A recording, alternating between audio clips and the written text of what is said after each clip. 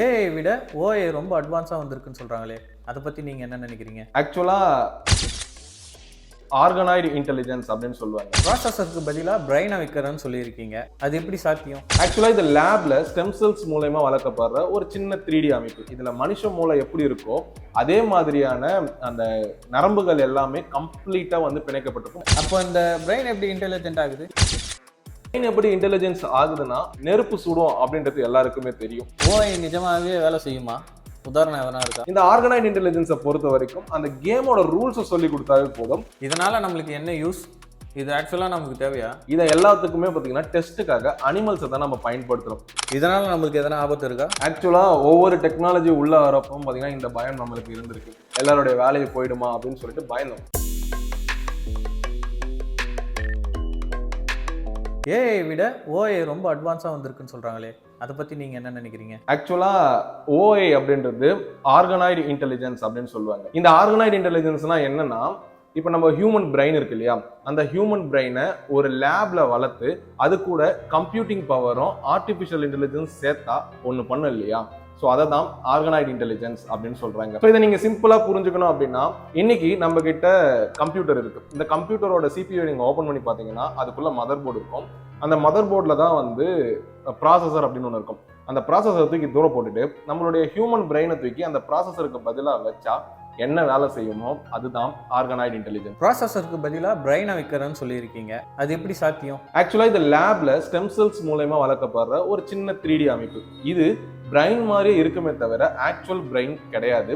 அது மட்டும் இல்லாம இதுல மனுஷ மூளை எப்படி இருக்கோ அதே மாதிரியான அந்த நரம்புகள் எல்லாமே கம்ப்ளீட்டா வந்து பிணைக்கப்பட்டிருக்கும். லட்சக்கணக்கில் அந்த நரம்புகள் இருக்கும். ஆனா ஹியூமன் பிரெயினுக்கு இருக்கிற மாதிரியான ஃபீலிங்ஸோ அந்த கான்சியஸ்னஸோ கண்டிப்பா இருக்கிறதுக்கான வாய்ப்புகளே இல்லை. அப்போ இந்த பிரெயின் எப்படி இன்டெலிஜென்ட் ஆகுது? இந்த பிரெயின் எப்படி இன்டெலிஜென்ஸ் ஆகுதுன்னா பயோ கம்ப்யூட்டிங் உள்ள வருது.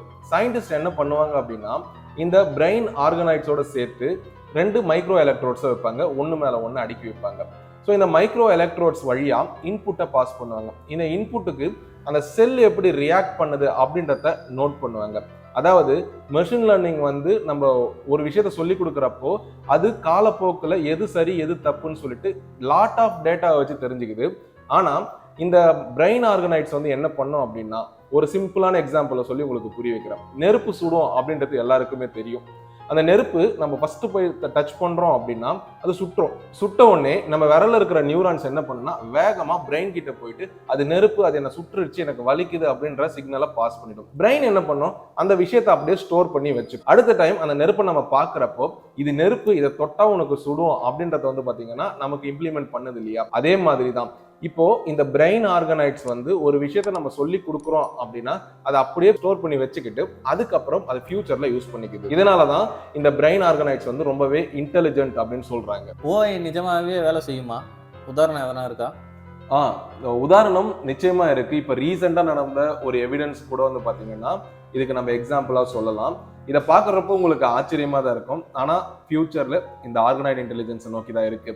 இப்போ ஒரு ஆர்டிபிஷியல் இன்டெலிஜென்ஸை ஒரு கேம் விளையாட வைப்போம், அதே மாதிரி இந்த ஆர்கனைடு இன்டெலிஜென்ஸையுமே ஒரு கேம் விளையாட வைப்போம். இப்போ ஆர்டிபிஷியல் இன்டெலிஜென்ஸை கேம் விளையாட வைக்கணும்னா நம்ம lot of information about the game, அந்த கேம்ல வந்து இருக்கிற ஒவ்வொரு கேரக்டர் அது எப்படி இருக்கு அப்படின்ற எல்லா விஷயங்களும் நம்ம இன்புட்டா கொடுத்தாதான் அந்த ஆர்டிபிஷியல் இன்டெலிஜென்ஸால அந்த கேமை விளையாட முடியும்.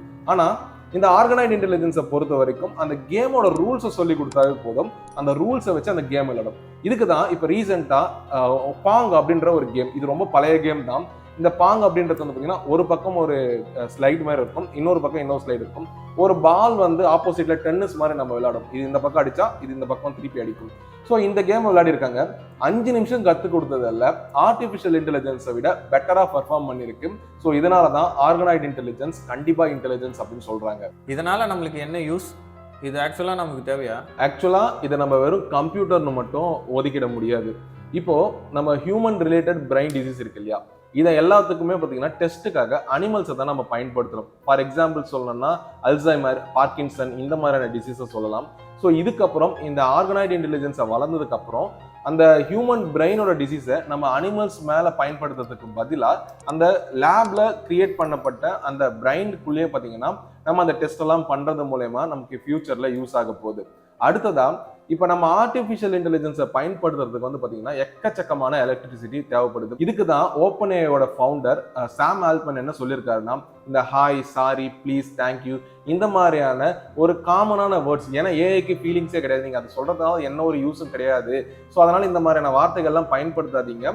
ஏன்னா இதனால பேக்ரவுண்ட்ல நடக்கிற பெரிய பெரிய ப்ராசஸுக்கு எக்கச்சக்கமான எலக்ட்ரிசிட்டி செலவாகுது. ஸோ இந்த எலக்ட்ரிசிட்டி நம்ம மிச்சம் பண்ணலாம் இந்த மாதிரியான வார்த்தைகள்லாம் நீங்க பயன்படுத்தாம இருந்தா அப்படின்னு சொல்லியிருக்காரு. ஸோ இந்த எலக்ட்ரிசிட்டி இதுக்கு தேவையான்னு பார்த்தீங்கன்னா தேவையே இல்லை.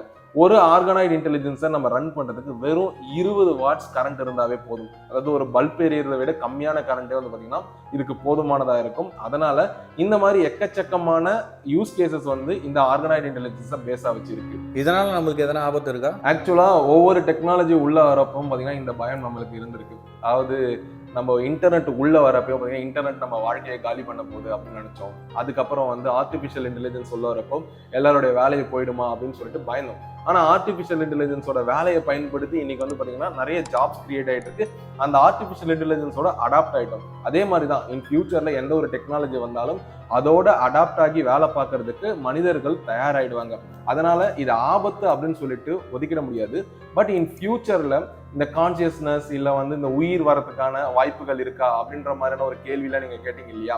ஸோ இந்த மாதிரி ஏதாவது ஒரு சுச்சுவேஷன் வரப்போ பிரச்சனைகளும் வரதுக்கான வாய்ப்புகள் இருக்கு.